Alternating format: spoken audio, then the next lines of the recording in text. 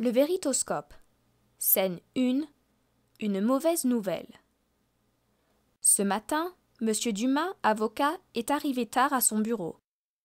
Quand il est entré, Julien, le comptable, l'attendait. « Monsieur, je voudrais vous parler en privé. »« Mais qu'est-ce qu'il y a, Julien ?»« Eh bien, monsieur, c'est arrivé encore une fois. »« Quoi ?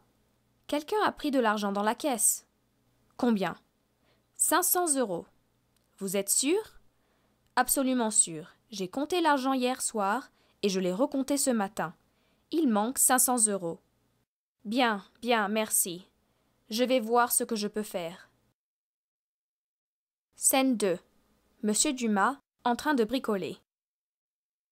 Seul dans son bureau, Monsieur Dumas a réfléchi à la situation.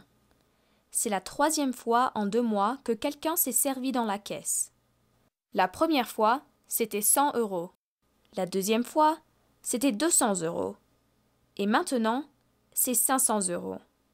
Si cela continue comme cela, je vais bientôt être ruiné, a pensé M. Dumas.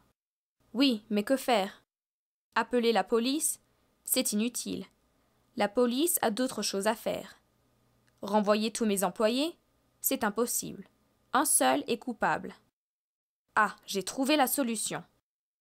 Le week-end suivant, M. Dumas n'est pas sorti comme d'habitude.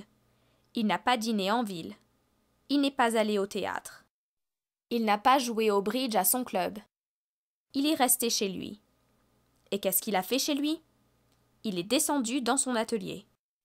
Il a travaillé jour et nuit sur un projet spécial. Il faut dire que M. Dumas n'est pas seulement un brillant avocat. C'est aussi un bricoleur de génie. Scène 3. La réunion de lundi matin. Lundi, M. Dumas est sorti de chez lui avec un mystérieux paquet sous le bras. Puis il est allé à son bureau. Là, il a convoqué tous ses employés pour une réunion. À 10 heures, tout le monde était assis autour de la grande table dans la salle de réunion. Il y avait Alice et Claudine, les 2 assistantes de M. Dumas, Julien, le comptable, Madeleine, la réceptionniste, Gilbert, le secrétaire, et Pierrot, le garçon de course. M. Dumas est entré dans la salle avec son mystérieux paquet. Il a posé le paquet au centre de la table. Puis il a pris la parole. « J'ai le regret de vous annoncer qu'il y a un voleur parmi vous. » Silence dans la salle. M. Dumas a continué.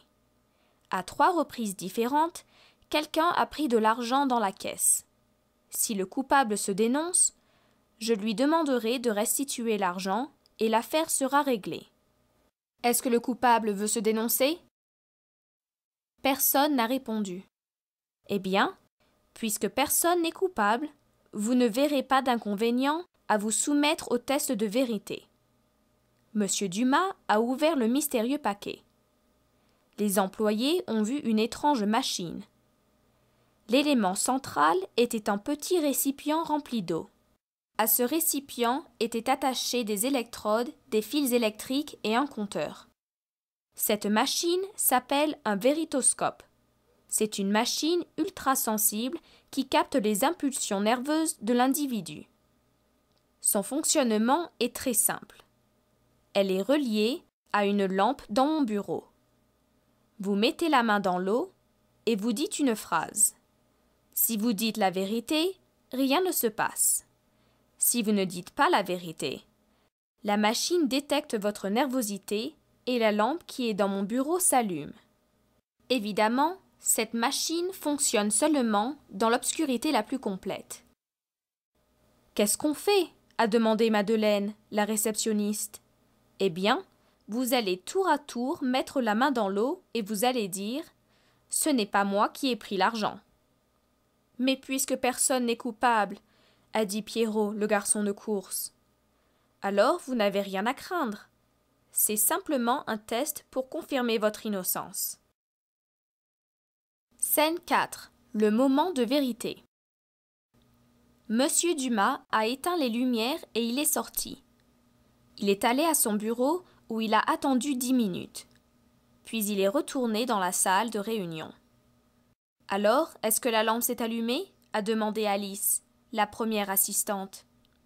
Non, elle ne s'est pas allumée, a répondu M. Dumas. Vous voyez, personne ici n'est malhonnête, a ajouté Claudine, la seconde assistante. Est-ce qu'on peut sortir? A demandé Gilbert, le secrétaire. Attendez un peu, a dit M. Dumas. Montrez-moi d'abord vos mains. Tout le monde a levé les mains.